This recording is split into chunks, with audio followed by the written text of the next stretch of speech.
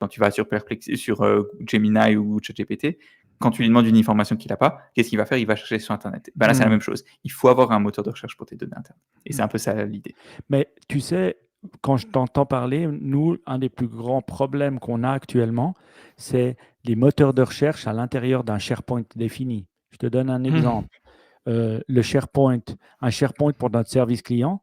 Voilà, il y a des gens qui parlent plusieurs langues, on a toute l'information. Le SharePoint, il est super bien fait. Mais c'est très dur à trouver. Parce que leur moteur de recherche ne fonctionne pas.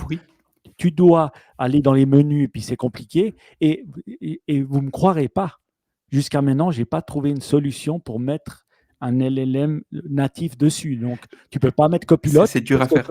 En fait, tu vois, tu peux pas juste faire le problème, c'est que tu peux pas juste avoir un LLM, tu vois. Le LLM, il doit appeler un moteur de recherche spécifique, tu vois. Et c'est ça que ma boîte, ils font.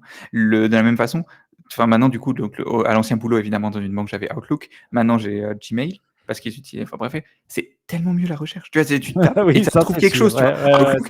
Ça trouve pas, tu vois, ça marche pas. Et ben là, c'est un peu la même chose. C'est comment tu as une recherche intelligente, tu vois. Mais oui, on se demande des fois, tu te dis, tu sais, moi j'ai des noms de famille étranges, tu te dis non mais il n'y a qu'une personne, ça te sort tout sauf la personne que tu cherches. C'est fou.